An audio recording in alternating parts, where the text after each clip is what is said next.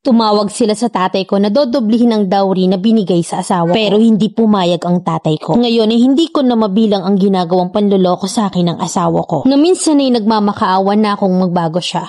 Pareho kaming maranaw at 18 years old ako nang ikasal kami. At siya naman ay 21. Ang mga tatay namin ay magkaibigan at magkamag-anak pero sa malayo. Nung una ay pinalam sa akin ng mga magulang ko na mamamanhikan ng partner ko ay kinabahan na ako talaga. And at the same time ay natatakot ako. Nung time na namamanhikan sila, nakita ko siya pero siya hindi naman niya ako nakita. May itsura siya at yan ang isa sa mga ayaw ko sa lalaki. Hindi naman kasi ako kagandahan. Madaming may gusto sa akin, namamanhikan sa akin at may isa pang lalaking matagal nang may gusto sa akin. Na masasabi kong patay na patay sa akin. Matagal na niya akong nililigawan at kapag pumayag ako ay papakasalan niya ako. At ganun kasi ang pakikipagrelasyon sa amin. Bawal kasi sa amin ng may boyfriend at girlfriend. Hindi ko siya sinagot kasi sabi ko sa kanya hindi pa ako ready. Pero handa naman siyang maghintay sa akin. Kaya nung namanhikan sa akin ang anak ng kaibigan ng tatay ko, sinabi ko rin yun sa lalaki na patay sa akin na siguro oras na para mamanhikan na rin siya. Hindi pa ako ready pero yung mga magulang ko ay may gusto silang ipakasal sa akin. Na hindi ko naman gusto kasi hindi ko rin naman kilala. Kaya ng oras na yon ay tumawag sila sa tatay ko at ang sabi sa kanila ng tatay ko ay may nauna na daw. Na which is yung anak nga ng kaibigan niya. At pag hindi raw natuloy saka daw sila magpapausap ulit ng lalaking may gusto sa akin. Araw ng Webes at doon magdidesisyon kung matutuloy ang pagbibigay ng dowry. At nang dumating nga ang araw na yon ay hindi ko alam na tinanggap na ng magulang ko yung dowry. Sinabi ko agad yon sa manliligaw ko at iyak nang iyak siyang tumawag sila sa tatay ko. Dodoblihin daw nila ang dowry na binigay ng partner ko basta siya lang daw ang piliin ko. Pero hindi pumayag ang mga magulang ko. Kinausap ako ng mga magulang ko ng maayos at ayaw daw nila doon sa manliligaw ko. Naintindihan ko naman yon at sinunod ko na lang ang desisyon nila para sa akin. Kasi alam kong mabubuti silang magulang at kapakanan ko lang din ang iniisip nila. Na bago ako ikasal ay lagi kong pinagpipray na ito yung pinaka first love ko and sana siya na rin ang huli ko. Na sana sa tamang tao ako mapunta. Hanggang sa kinasal lang nga kami ng asawa ko at first time niya akong makita at ganun din naman ako. Na first time ko siyang makita ng harap-harapan. Hindi ako yung tipo ng babae na mahahanapan mo ng makeup. Siguro ay lip tint lang ay sapat na. Makalipas ang ilang araw ay napapansin ko sa kanya na mahilig siyang manitig ng babae. Mahilig siyang pumuso ng picture ng babae at minsan ay kahit katabi niya ako ay ginagawa pa rin niya. Hindi naman ako nagsiselos pero nasasaktan ako. Kasi alam ko na hindi naman ako maganda na feeling ko na i-insecure ako sa mga ibang babae. Dahil nga hindi ako ganun kaganda at kakinis. Hindi nagtagal ay natuto na rin ako at nagpaturo ako paano mag-skincare. Nanonood na rin ako ng mga videos at natututo na rin akong bumili ng mga yon. Naglo-lotion na rin ako at iba pa pero ganon pa rin siya. Na habang tumatagal ay nagsiselos ako at nasasaktan na ako. Isang araw ay nagchat sa akin yung manliligaw ko at nangangamusta siya. Sobra akong nagigilty sa mga naiparamdam ko sa kanya noon. At ang masakit pa ron ay araw pala ng kasal ko ay namatay rin ang kanyang ina. Nalaman ng asawa ko na nagchat kami nung manliligaw ko at sabi ko sa kanya ay nagkamustahan lang kami. Na kino-comfort ko siya dahil sa nararamdaman niya at pinabasa ko sa kanya yung mga chats namin. Hindi naman siya nagalit pero siya na yung nag-reply pa sa manliligaw ko. Binlock niya na rin at irerespeto ko yung ginawa niya at hindi na rin ako nagreklamo. Isang araw ay chinek ko yung messenger niya at nakita ko na may convo rin sila ng ex niya. Hindi ko naman minamasama yun at ang sabi ko na rin sa kanya itigilan niya na rin yun. Nagpaalam na rin siya sa ex niya at binalak niya na rin. Nung una masaya pa kami, masunurin akong asawa sa kanya. Lagi akong naglilinis ng bahay, naglalaba at pinagluluto ko siya lagi. At siya naman yung nag-aasikaso ng sarili naming negosyo. Online business siya kaya lagi talaga siyang nakatutok sa cellphone at hindi ko na malaya na nagkakachat na pala sila ng ex niya at minsan ay nagbibideo call rin. Nagtampo ako noon sa kanya kaya sinuyo niya agad ako. Madali lang naman akong suyuin at kung may tampuhan man kami ay walang gabi na hindi namin yun naaayos. Hindi nagtagal nagkaroon na rin ako ng negosyo. Physical store sa isang mall at lagi niya akong hinahatid at sundo. After niya akong ihatid ay umuwi na rin siya ng bahay at okay lang din naman yun sa akin. Kasi mas nakaka-focus siya sa online business niya. Gumagawa rin naman siya ng ibang gawaing bahay at pagdating ko naman ay komportable na akong magpahinga. Mahalaga rin siya na kapag may kaunti akong nararamdaman ay andyan siya para lagi akong alalayan at alagaan. Pero ang hindi ko alam na kapag wala ako sa bahay ay nakikipag-chat siya sa ex niya. Nakikipag-phone sex sa iba't ibang babae at gumagawa siya ng ibang account. At nung nag-check nga ako ng phone niya ay doon ko nakita ang lahat. Sobra akong na-disappoint at nandidiri sa pinagagagawa niya. First time akong maloko at ang lala pa. Sobrang iyak ko ng gabi yon to the point na hindi na ako makatulog. Nagising na lang siya na humahagulgul ako ng iyak. At nakita niya yung mga binabasa ko sa phone niya. Nagsorry siya sa akin at tatukso lang daw siya at pinatawad ko siya noon. At kinalimutan ko yung mga ginawa niya. Makalipas ang araw ay tumigil na rin ako sa negosyo ko at naisip ko kasi na siguro mas maganda na lagi kami magkasama. Lumipas ang buwan at niloloko na naman niya ako at ganun pa rin ang ginawa niya. Gumawa siya ng ibang account, nakipag-chat siya sa ex niya, nakikipag-phone sex siya sa ibang babae. Sobra akong nasaktan at hindi ko alam yung gagawin ko. Lagi akong naghahanap ng solusyon sa mga panlolokong ginagawa niya sa akin. Nagsusorry siya sa akin at umiiyak na hindi na raw yun mauulit. Pinatawad ko naman siya at lumipas ang ilang araw ay nalaman namin na buntis ako. Sobrang saya niya dahil matagal na niyang gustong magkaanak kami at sobrang saya ko rin dahil naibigay ko sa kanya yung isang bagay na hinihiling niya sa akin. Lumipas ang ilang araw at buwan ay gumawa na naman siya ng kalokohan. Hindi na ako nakapagtimpinon at sinumbong ko na siya sa tatay niya. Pinagalitan siya at kinausap niya yung partner ko sa harap ko at kinausap niya ako kaya pinatawad ko na naman siya. Hanggang sa nanganak na ako at sobrang saya ko kasi babae. Na ang sabi nga nila na kapag ang lalaki ay manloloko at nagkaroon ng anak na babae ay magbabago raw. Makalipas ang 2 buwan ay nabuntis ulit ako. Sobrang natatakot ako kasi hindi pa ako ready magkaanak ulit. Sobrang sakit kasing mga anak at kitang-kita yun ng asawa ko kaya hindi niya ako masisisi. At hindi pa nagti 3 months yung tiyan ko ay gumawa na naman siya ng kalokohan. Na sobrang kinagalit ko at ang sabi ko sa kanya ay pagod na akong patawarin siya. Napapagod na akong mag-overthink sa mga ginagawa niya sa akin na to the point na sinasaktan ko na yung baby ko sa tiyan ko. Kaya pinatawag siya ng tatay niya at ganun pa rin pinagalitan siya sa harap ko. Kinausap niya at pinagmamakaawa sa akin ng tatay niya na patawarin ko. Na magbabago rin daw yung anak niya kaya naman pinatawad ko na naman. Hindi ko na mabilang yung mga panlolokong ginawa niya sa akin at minsan na rin ako nagmakaawa sa kanya na magbago siya. Natigil naman siya pero ilang buwan lang ay nagagawa pa rin niya. At dahil sa tagal kong hinihintay na magbago siya ay ako na yung nagbago. Hindi na ako nasunod sa kanya at lagi na rin akong galit. Hirap na rin akong suyuin na dati kapag galit ako ay iniiyak ko na lang. Ngayon kapag galit ako kung ano-anong nababato kong masasakit na salita sa kanya. Nakasabay naman yun ay yung unti-unti niyang pagbabago. Hindi na rin siya gumagawa ng ibang account. Pero wala na akong tiwala sa kanya na konting bagay ay kinagagalit ko na. Konting bagay ay pinapalaki ko na at para bang sobrang insecure ko. Ang laki na ng pinagbago ko at hindi ko na malaya na ikinagagalit na niya yun sa akin. Ngayon na wala naman daw siyang ginagawa ay lagi na lang daw akong nagdududa. Nawala na yung peace of mind ko na sobrang pang-aabuso niya sa akin noon. Masasabi kong maalaga siya sa akin pero hindi sa puso ko, Mamilen. Ano ba yung dapat kong gawin? Kasalanan ko ba na ganito na ako ngayon? Na ganito na yung ugali ko? Letter sender, Jamila.